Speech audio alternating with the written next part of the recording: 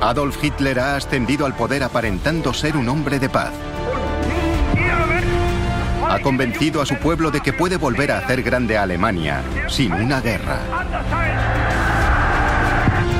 Pero entre bastidores, se enfrenta a una cruenta batalla a sus generales. Para ellos, se ha embarcado en una guerra suicida en busca de la expansión territorial. Algunos conspiran incluso para matarlo. Esta es la historia de cómo Hitler miente a su pueblo, desoyendo a sus generales y llevando a Alemania a una guerra catastrófica.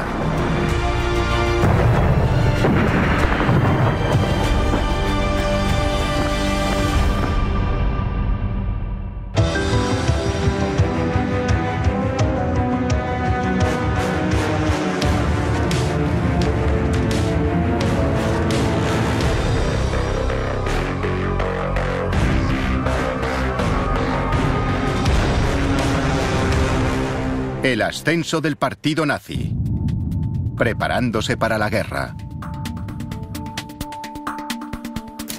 Berlín, 5 de noviembre de 1937. Un desapacible día de invierno de finales de 1937, Adolf Hitler convoca a los líderes militares de Alemania a una reunión en su cuartel general.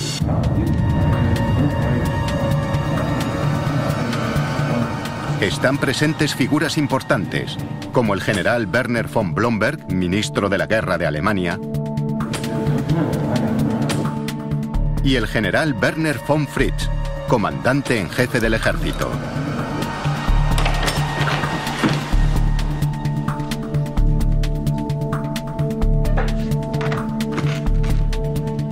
Creen que acuden a una reunión rutinaria. Pero Hitler les sorprende al empezar, explicándoles que lo que está a punto de comunicarles debe ser considerado su testamento. Hitler, a continuación, les explica sus planes de expansión militar. Primer paso: unir a las poblaciones de habla alemana, muchas de ellas incorporadas a países como Austria y Checoslovaquia en la nueva configuración de Europa tras la Primera Guerra Mundial. Segundo paso: avanzar hacia el este y ocupar territorios en Polonia, Ucrania y Rusia, para que el pueblo alemán cuente con espacio vital extra o Lebensraum. Es un sueño que ha perseguido durante casi 20 años. Muchos de los generales están de acuerdo con él. Pero entonces Hitler les comunica sus plazos. Las tropas alemanas se anexionarán Austria y Checoslovaquia posiblemente en menos de un año. Los países más orientales le seguirán rápidamente en los años siguientes. Es un programa tremendamente ambicioso. La alarma cunde entre los generales reunidos. Las fronteras de Europa están garantizadas formalmente por el poder militar de Gran Bretaña y Francia. A ojos de sus mandos militares, Hitler se dispone a llevar al país a una guerra suicida.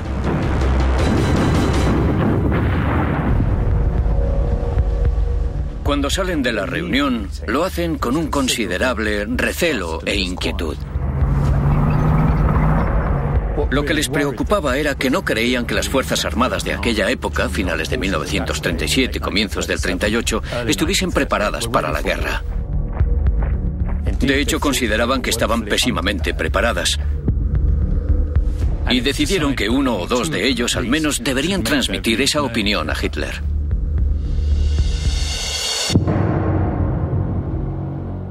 Uno de los dos que accede a hablar con Hitler es Werner von Blomberg. El mariscal von Blomberg era un soldado alemán de la vieja escuela. Blomberg es en realidad un general muy pro-Hitler. Él siempre ha demostrado ser simpatizante de los nazis. Pero incluso a él le sorprendió lo que Hitler les comunicó aquel día, y empezaba a estar un poco cansado de sus planes expansionistas. Le acompaña Werner von Fritz, horrorizado también por lo que ha oído. pero Hitler se niega a escucharles. Hitler no estaba por la labor y sin duda en ese momento comenzó a dudar de su apoyo y comenzó a dudar de si podría llevar a cabo sus planes con ellos en sus puestos. Como los dos hombres averiguarían muy pronto, Hitler sabía cómo ocuparse de sus opositores.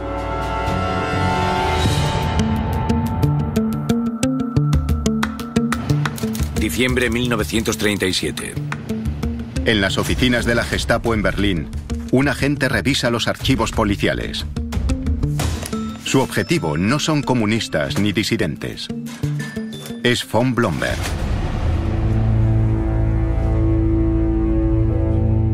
Y muy pronto, el agente encuentra lo que está buscando.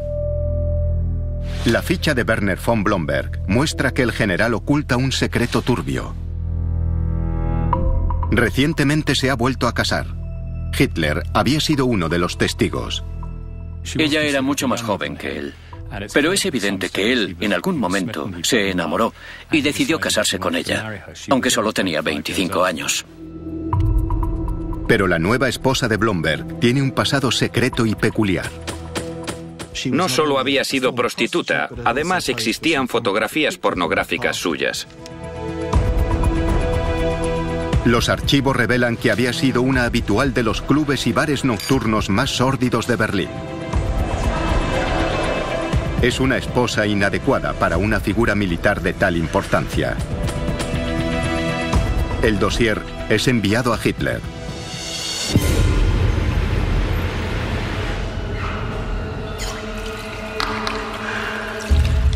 Hitler, famoso por su mojigatería, se escandaliza. Había una anécdota que circulaba por Berlín, y es que Hitler se puso a lavarse compulsivamente porque le había estrechado la mano a esa mujer. Pero al mismo tiempo, aquello encajaba con el propósito de Hitler de librarse de von Blomberg. De librarse de la oposición que había encontrado a sus planes militares. Blomberg es convocado a una reunión, donde se le da a elegir: dimitir o que el pasado de su esposa se haga público. Como Hitler había imaginado, decide dimitir. Días después, Werner von Fritsch también es convocado a una reunión con el Führer. Aparece misteriosamente un archivo que sugiere que Fritsch había tenido una relación homosexual. La homosexualidad para los nazis era algo repugnante. Y para Hitler, que era tremendamente homofóbico, era algo totalmente inaceptable. Fritsch también se ve forzado a dimitir.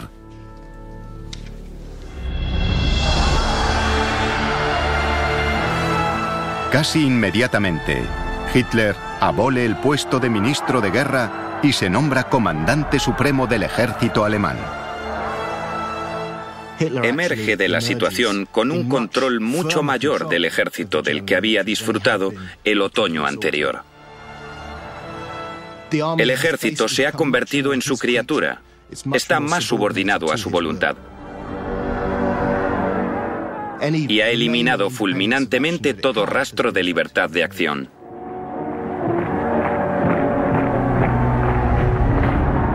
Pero Hitler se enfrenta a un obstáculo.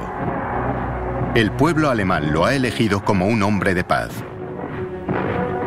¿Cómo llevará a cabo sus planes expansionistas y ocupará nuevos territorios, manteniendo su promesa a los conciudadanos? 12 de marzo de 1938. En la primavera de 1938, Hitler inicia la primera fase de sus planes expansionistas. Tropas alemanas cruzan la frontera y penetran en Austria. Son recibidas por una multitud entusiasmada. Los austríacos dieron la bienvenida a Hitler y a los nazis a Austria. Muchos millones eran alemanes de nacimiento, de educación, y estaban encantados de volver al Reich.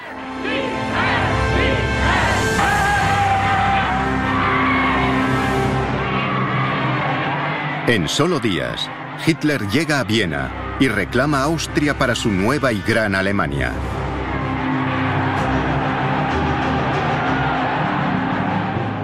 Hay fotos maravillosas de él dirigiéndose a 250.300.000 personas en la Heldenplatz, la plaza más grande de Viena. La anexión de Austria, aunque pacífica, es un incumplimiento flagrante de todos los acuerdos internacionales. Pero Gran Bretaña y Francia no hacen nada. Hitler ha sopesado la situación con gran inteligencia. Ha apostado a su reticencia a ir a la guerra. Y ha ganado.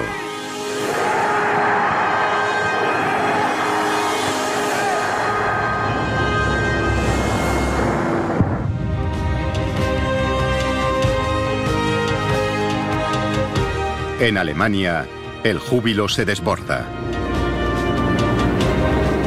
Hitler ha dado el primer paso para crear su gran Alemania sin derramar sangre. Y así, ha mantenido también la promesa hecha a su pueblo de no llevar al país a la guerra. La maquinaria de propaganda nazi destaca sus logros. El pueblo estaba eufórico. Fueron testigos de una invasión incruenta en la que, sin disparar un solo tiro, Hitler había devuelto a Austria a la gran Alemania. Era el héroe del momento.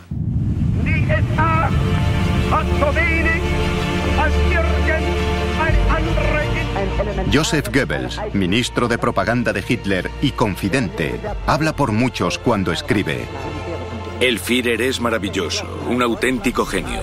Se sienta ante los mapas durante horas y medita. Es emocionante cuando dice que quiere vivir para ver un nuevo imperio germánico.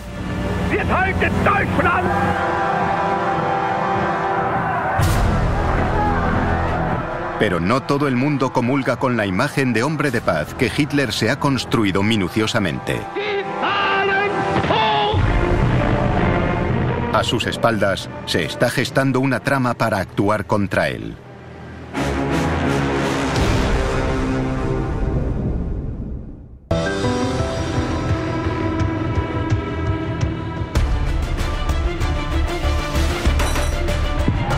La anexión pacífica de Austria que ha conseguido Hitler le ha otorgado una gran popularidad.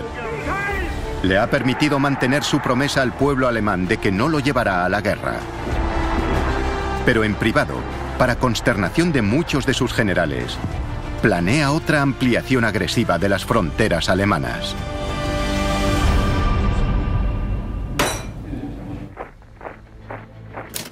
Verano 1938. 5 meses después de la anexión de Austria, Hitler congrega tropas en la frontera con Checoslovaquia y amenaza con una invasión. El país tiene una numerosa minoría alemana. Buena parte vive en una zona fronteriza, en la zona conocida como los Sudetes. Son el siguiente objetivo en la lista de la compra de Hitler para incorporarlos a la nueva y gran Alemania. En su opinión, el pueblo alemán tenía derecho a vivir unido en un gran Estado-nación. Hitler simplemente creía que esta era una causa natural y justa, y no dudó en convertirla en el elemento central de su política exterior.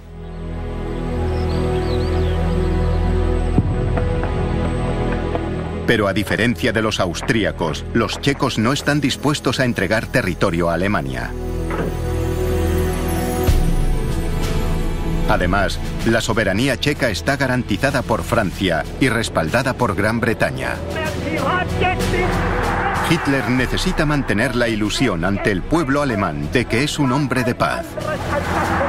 Si hay un conflicto, no puede parecer que ha sido por su culpa. La tarea recae en Joseph Goebbels, ministro de propaganda de Hitler.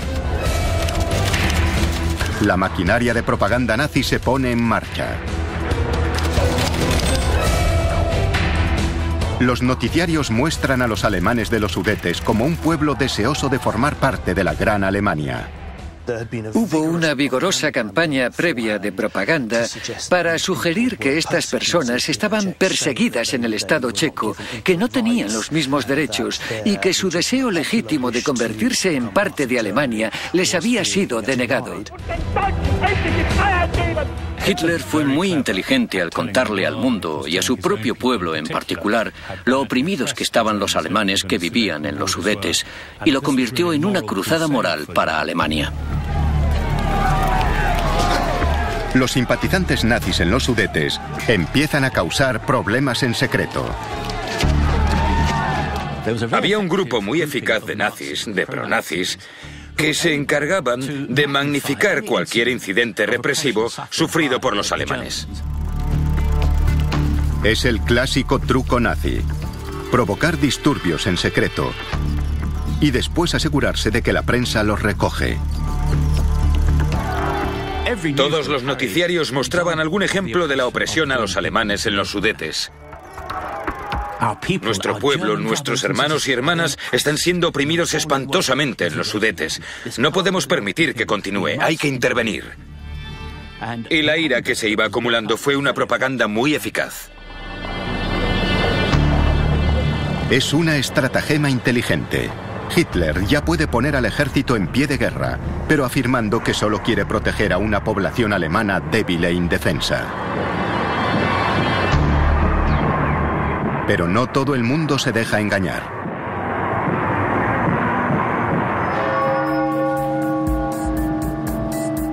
Berlín, septiembre de 1938. A finales de ese verano, en una catedral de la capital alemana, se desarrolla una escena extraordinaria.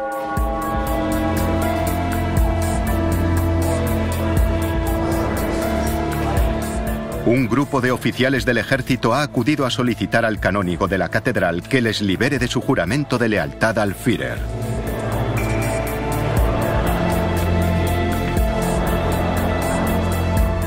Entre ellos está Hans Oster, coronel de la inteligencia militar alemana. Al principio respaldaba a los nazis. Pero ahora, como el resto del grupo, cree que Hitler está llevando al país a una guerra suicida.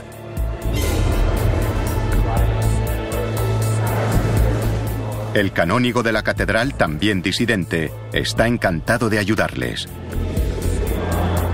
Les dice que Hitler es un tirano y que no tienen obligación de seguirle. Fue un paso muy difícil para estos militares de carrera. Después de todo, era su comandante en jefe. Necesitaban, por así decirlo, la absolución de la Iglesia para prepararse para lo que pretendían hacer. Los conspiradores cuentan también con el respaldo de nombres importantes del ejército alemán. Entre ellos el general Erwin von Witzleben, responsable del ejército en Berlín, y Fritz von Schulenberg, vicepresidente de la policía de Berlín. A ambos les ha molestado sobremanera la destitución de Blomberg y Fritsch por parte de Hitler y su disposición a arriesgarse a una guerra contra Gran Bretaña y Francia. Muchos de los que conspiraban en el verano del 38 eran hombres a los que imaginaríamos en el grupo natural de apoyos de los nazis. Altos cargos militares y mandos policiales. Y muchos, al principio, habían respaldado a Hitler y a los nazis, pero ahora creen que les está llevando a una política exterior temeraria. Oster y sus compañeros abandonan la catedral decididos a hacer todo lo posible para detener a Hitler.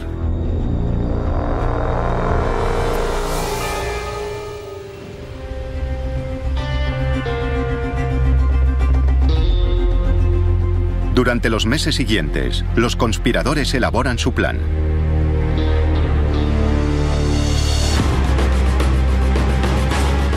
La idea es detener a Hitler y apartarlo del poder.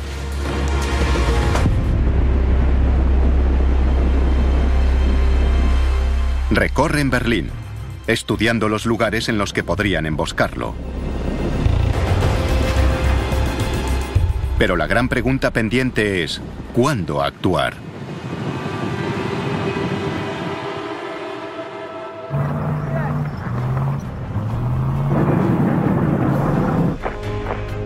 Septiembre 1938.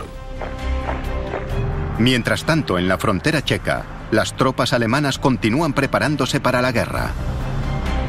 Pero Francia y Gran Bretaña siguen siendo garantes de la soberanía checa. El reloj corre. La guerra parece inminente. ¿Se producirá la invasión de Checoslovaquia? ¿O conseguirán los conspiradores del ejército detener a Hitler antes de que arrastre a Alemania a una guerra? De improviso, se produce un hecho sorprendente.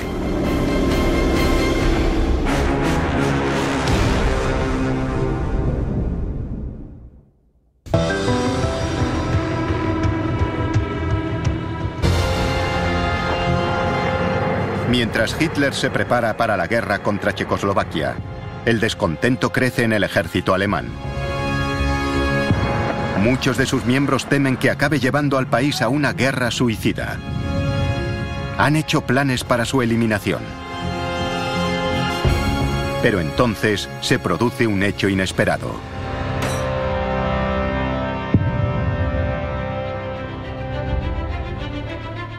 Londres, 15 de septiembre de 1938.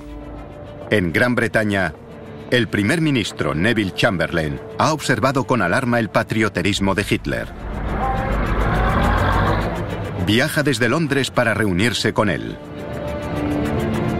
Una conversación entre él y yo podría tener consecuencias útiles. La mañana que salió hacia Alemania, una multitud lo despidió en el aeropuerto con vítores.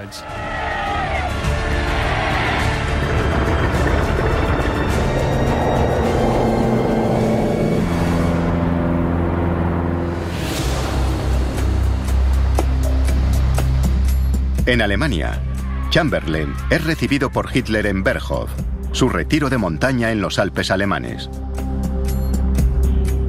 Chamberlain y Hitler son figuras diferentes, les separan 20 años, el uno tiene 69 y el otro 49.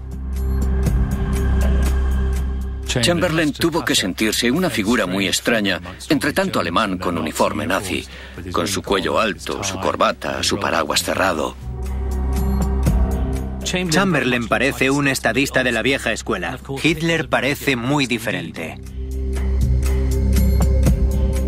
Fue el encuentro de dos culturas, la vieja escuela de la diplomacia británica representada por Chamberlain y este nuevo y agresivo movimiento nazi.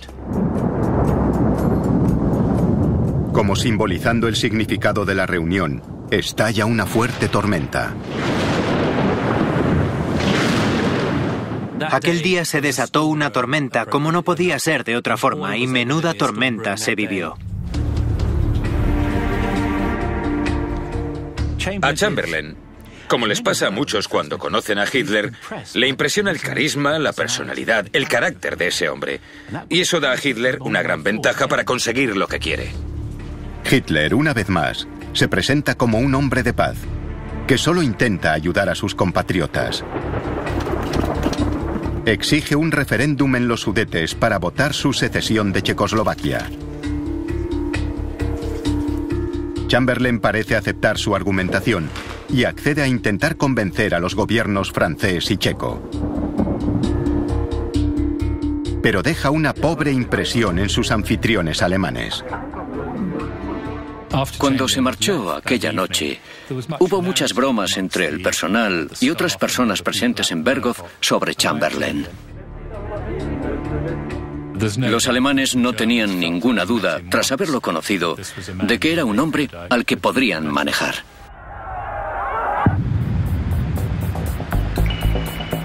Septiembre 1938. En Berlín, Hans Oster y sus compañeros de conspiración no se dejan engañar por la apariencia de hombre de paz de Hitler. Planean sus siguientes movimientos. Para asegurarse de que no los vigilaban, llegaron a extremos increíbles. Salían a pasear juntos por el parque para ver si alguien les seguía. Un grupo se reunía incluso en las piscinas de Berlín para asegurarse de que sus sombras de la Gestapo se quedaban en los vestuarios. Queda por resolver un asunto importante. ¿Qué hacer con Hitler una vez detenido? La mayoría se decanta por un juicio. Pero no todo el mundo está de acuerdo.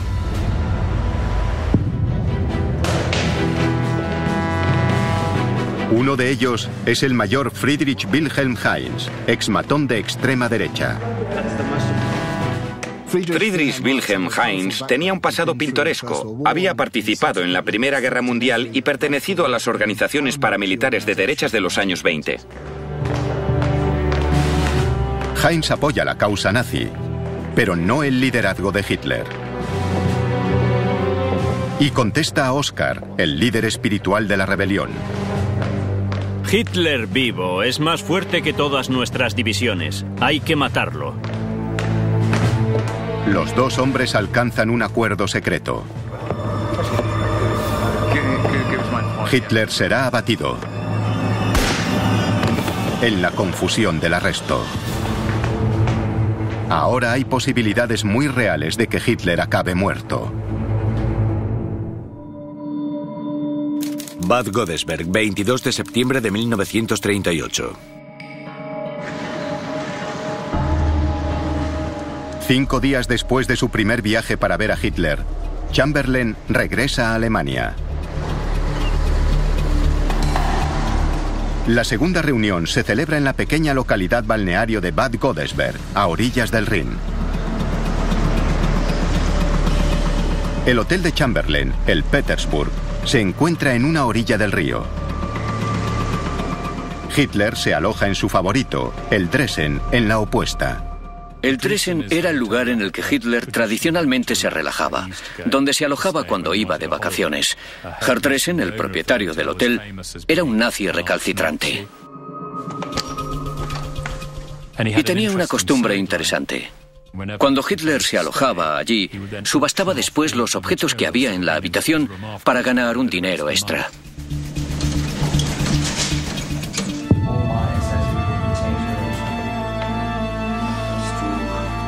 A medida que avanza la reunión, Chamberlain se siente optimista. Dice a Hitler que ha conseguido el trato que él deseaba. Gran Bretaña ha convencido a los gobiernos francés y checo de que acepten la demanda alemana y que se permitan elecciones en los Sudetes para que la población decida si quiere formar parte de Alemania. La guerra puede evitarse. Dicho eso, se recostó en su silla con un gesto que indicaba a que lo he hecho bien. Ante su horror y del resto de las personas que estaban allí, Hitler golpeó la mesa y dijo: no, creo que las reglas han cambiado. Me temo que eso ya no es suficiente. Adoptó una actitud increíblemente histriónica y teatral, espumeando de ira por la boca. Hitler explica a un asombrado Chamberlain que ya no le interesan unas elecciones. En aquel momento fue cuando le llamó histérico, porque era como una especie de perro rabioso. Explica a Chamberlain que la situación en los Sudetes se ha deteriorado. Centenares de compatriotas son asesinados casi a diario. Olviden las elecciones. Invadiremos a no ser que los checos entreguen los Sudetes a Alemania inmediatamente. En ese momento, Chamberlain literalmente abre la boca de asombro. Se incorpora totalmente sorprendido por lo que acaba de decirle Hitler. Porque no significa que hayan vuelto a la casilla de salida, sino a la casilla anterior. A esas alturas, la situación tiene muy mala pinta.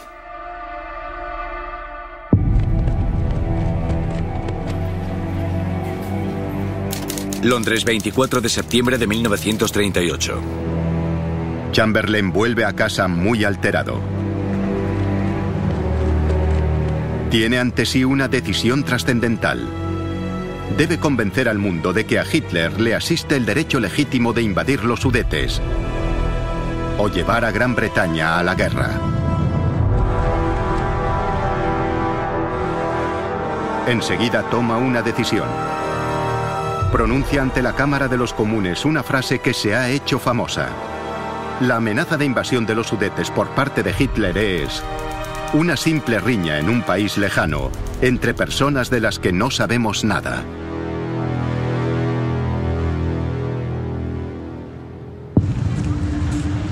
Septiembre 1938.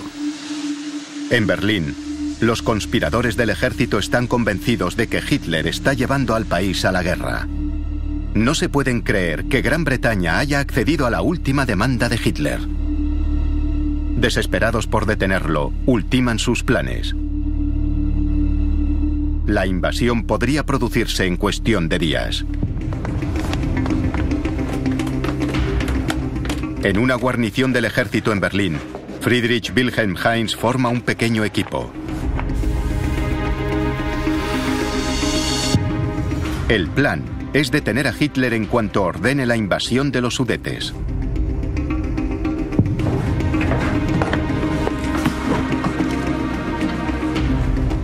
Se reparten armas, munición y granadas de mano.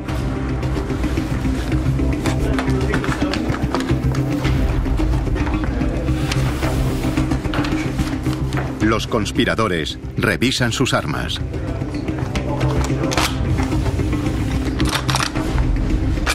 Pero entonces ocurre algo que no habían previsto.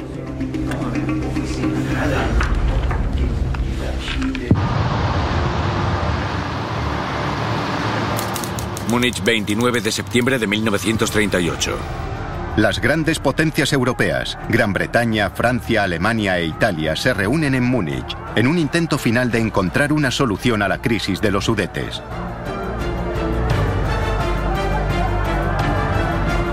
El encuentro se celebra en el Führerbad, el enorme cuartel general nazi en Múnich. La atmósfera en Múnich era muy tensa.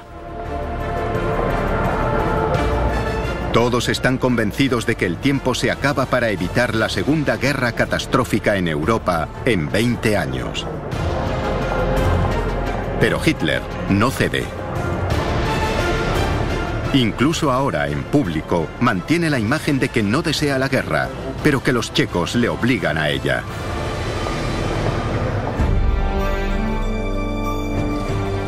A toda Alemania le preocupa que, a pesar de la fe que tienen en Hitler, este esté a punto de romper su promesa.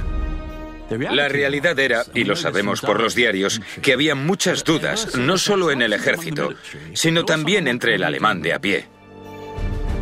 No se expresaban abiertamente porque no había lugar para hacerlo, pero la ansiedad estaba ahí. Hay una enorme turbación entre el pueblo. Están demasiado aterrorizados para salir y decir esto no está bien. Pero se palpa el miedo a una guerra mundial y a lo que le pasará a Alemania. La paz en Europa pende de un hilo. Entonces, Chamberlain ofrece un compromiso nuevo y extraordinario. Hitler puede quedarse los Sudetes si promete que esta será su última ambición territorial. Hitler responde inmediatamente. Sí, sí. Es la última demanda territorial que haré en Europa.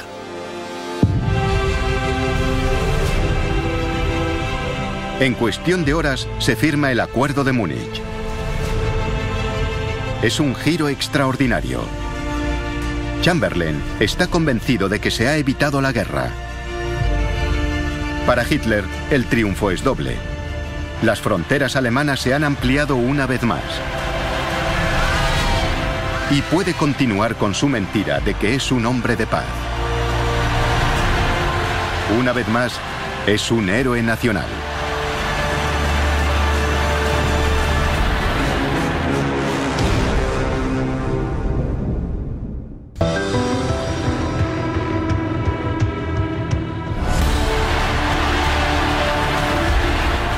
Hitler ha engañado al pueblo alemán y lo ha convencido de que es un hombre de paz. Pero entre bastidores, sigue planeando una guerra de expansión territorial.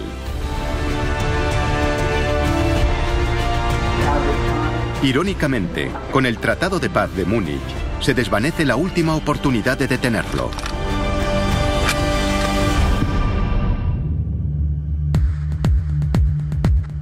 En Berlín, la conspiración secreta contra Hitler se viene abajo. Hans Oster y todos sus colegas queman las pruebas. Con la marcha atrás de Chamberlain, han perdido el valor. El liderazgo de la trama se disuelve en la propia estructura de mando del ejército. Hans Oster, el líder de la conspiración, oculta su oposición y continúa como coronel en la inteligencia militar alemana. Friedrich Wilhelm Heinz, que quería matar a Hitler, se alista en un grupo de las fuerzas especiales y combatirá en el frente oriental. El general Erwin von Witzleben es ascendido a comandante en jefe de una división. Fritz von Schulenberg también se pliega a la corriente predominante en el ejército y más tarde será ascendido. La falta de valor de todos ellos lleva consigo que Hitler pueda pasar a la siguiente fase de sus planes expansionistas.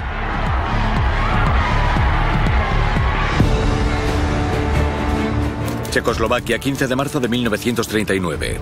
6 meses después de firmar el Tratado de Múnich, lo rompe. En marzo de 1939, las tropas alemanas atraviesan los Sudetes y ocupan toda Checoslovaquia. Ya no se trata solo de unir a todos los pueblos de habla alemana. Esto es una expansión territorial.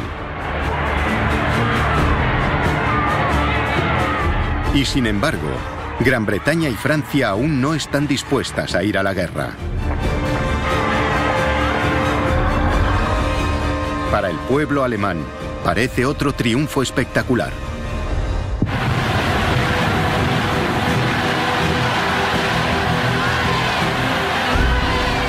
Una euforia renovada recorre el país.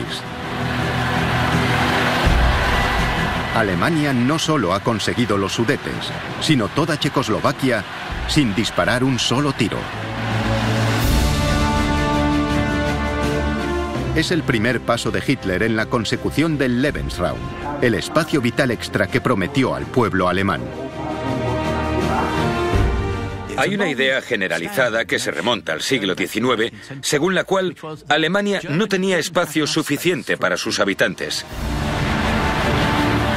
La popularidad de Hitler se dispara hasta las nubes. Había demostrado que podía correr riesgos. Eran riesgos calculados, pero calculados con tanta inteligencia que dieron frutos. Para muchos, es el mejor diplomático de la historia del país. Las cartas y poemas laudatorios se suceden. Una joven de 17 años escribe: Hitler es un gran hombre, un genio, una persona que nos ha enviado el cielo. Un periódico occidental publica: la gran mayoría de los alemanes han encontrado algo que les identifica con Hitler y sus logros. Lo que los alemanes no saben es que esta será la última gran victoria de Hitler sin derramamiento de sangre.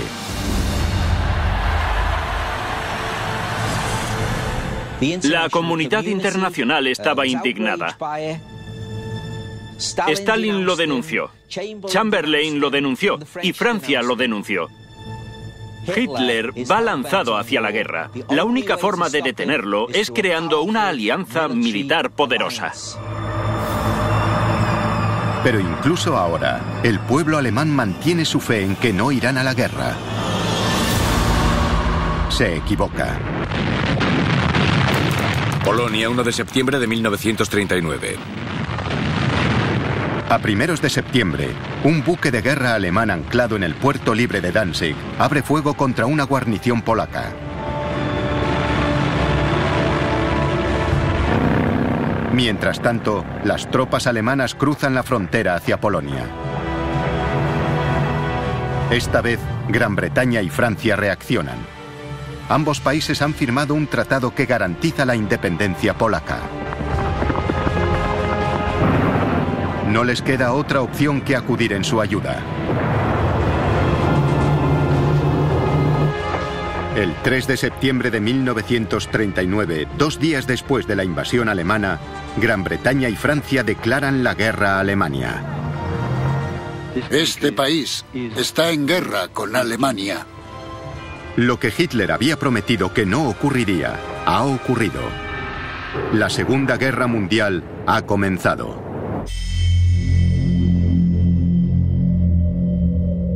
En Alemania, el ambiente es de miedo y desastre.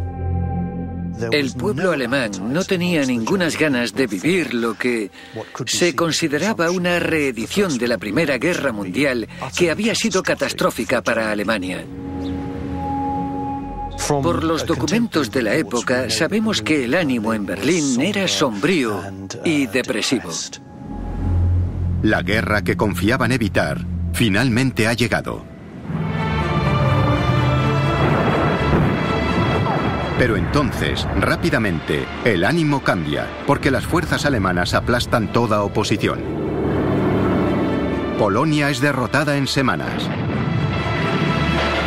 El ejército alemán se vuelve entonces hacia el oeste. La guerra se extiende por toda Europa y viene acompañada de más victorias fáciles. Alemania ocupa Dinamarca y Noruega. Es un esfuerzo de guerra conjunto. Son tanques, artillería, todo al unísono. Poco después, las fuerzas alemanas invaden Bélgica y Holanda. Es una guerra nunca vista. Es algo realmente devastador. Es una guerra brutal.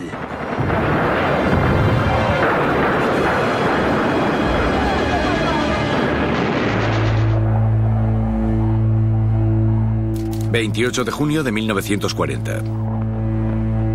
A finales del verano de 1940, Hitler se encuentra en París, al frente de un ejército victorioso. Ha derrotado a las fuerzas conjuntas de Gran Bretaña y Francia. Frente a la Torre Eiffel, proclama: «Soy el mejor estratega de todos los tiempos».